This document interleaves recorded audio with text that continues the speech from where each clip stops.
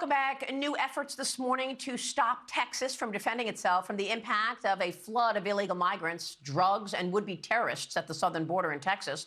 A federal appeals court on Friday ordering the state to remove a 1,000-foot floating barrier installed back in July and intended to block illegal migrants from swimming across from Mexico into Texas, crossing the border illegally. Texas has borne much of the brunt of Biden's open border policy, which has seen a record 8 million illegal border crossings under the Biden administration. Border sources telling Fox News' Griff Jenkins, for the fiscal year, nearly 475,000 migrants have been encountered at the border, with just over an additional 60,000 gotaways. This is just since the end of October. In addition to the floating barrier and in an effort to alleviate the drain on financial and social resources in Texas, the governor has also sent nearly 70,000 migrants on buses to sanctuary cities across the country. Joining me right now with the state's response is Texas Governor Greg Abbott. Governor, thanks very much for joining us this morning. Always a pleasure. Thank you, Maria. How will you respond to this federal appeals court demanding you remove those buoys from the River Grande?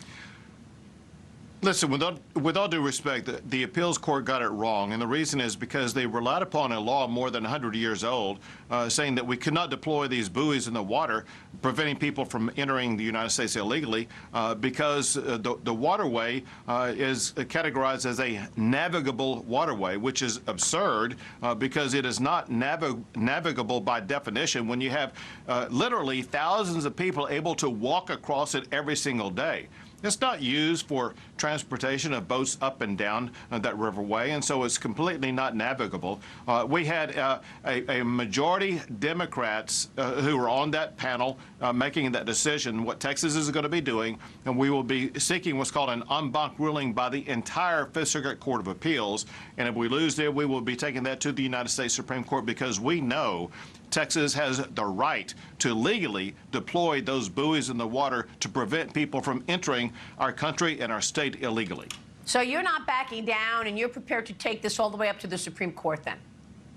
Absolutely. Okay. Let me get your take on the assessment today of the southern border. We know that we've seen new numbers of would-be terrorists coming through. What can you tell us about the apprehensions today? Is it the worst it's been, or has it been alleviated a bit? Well, I'll tell you a couple of things very interesting. For one, the problem is extraordinarily bad. The numbers are high, and it's because Joe Biden continues to lay out the welcome mat, welcoming illegal immigrants into the United States of America. That said, what we've seen in our numbers in the state of Texas is because of the wall that we have built, because of these razor wire barriers that we have built, Texas is now no longer the #1 illegal entry point.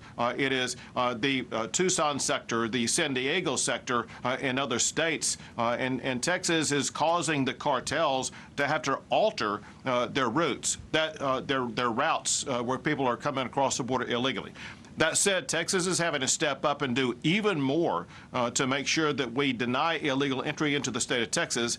And as a result, Maria, in 2 weeks, I'll be signing a new law in the state of Texas that will make it illegal for people to enter the state of Texas from another country illegally, and authorizing every peace officer in the state of Texas to arrest those people entering our country illegally.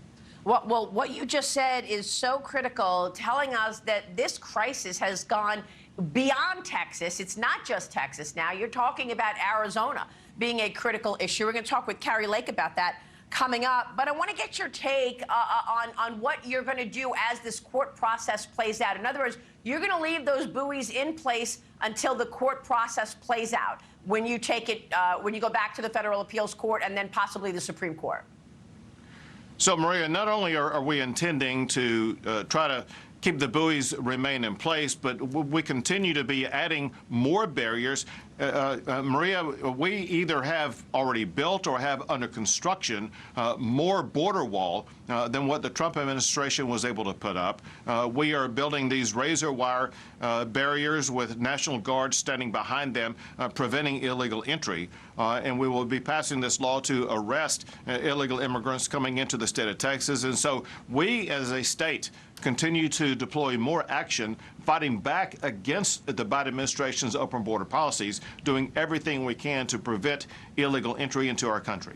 Governor, what can you tell us about these Chinese nationals that are crossing into the country? I'm not sure if you heard my conversation with Kristi Noem a moment ago, but this China threat is getting worse and worse. She's worried about the food supply, but we're all wondering why so many Chinese nationals who are military-aged men are using the southern border to enter into America right now. What can you tell us about that? Listen, well, first, it is extraordinarily dangerous because, first of all, as you point out, we have people from China coming here. We also have people on the known terrorist watch list who are coming across the border. And so there's extraordinary dangers caused to our country by Biden's open border policies. And obviously, Biden is doing nothing about it. And that's why Texas is having to step up and apprehend as many of these people as possible to make sure that they're not posing a threat to our country. But this is a very serious existential threat to our country caused by Joe Biden. And that's exactly why Texas is taking extraordinary steps to try to crack down on it. And you know, we just showed these new migrant numbers as of the end of November. I mean, this is just such a short period of time, and we're seeing the numbers spike in the new fiscal year. I know last week you were with President Trump. You endorsed President Trump. Tell me about that meeting, why you had the 45th president in Texas to talk about what was going on. We were in a much different situation under the Trump administration. Well, you're exactly right. And so President Trump joined me on just before Thanksgiving to thank the troops that Texas has on the border, serving them Thanksgiving meals. And I endorsed President Trump at the time for this simple reason that Americans need to remember. It was just 4 years ago under President Trump that we had the lowest illegal border crossings in 40 years. And we had that low number of crossings because President Trump put into place 4 very simple policies: the Remain in Mexico policy, the Title 42 policy, the end of catch and release, and the building of the border wall. And maybe you can add to that the fact that President Trump said, listen, if you want to come to America legally, you can do so legally. If you're trying to come here illegally, you're not welcome to be coming here. What I do know is that President Trump, if he is reelected as President of the United States, because he has proven the ability to stop people from coming here illegally, he will be able to achieve that and restore normalcy and safety at our border and push back and deny the illegal entry of terrorists, of the Chinese, and people who pose a danger to our country.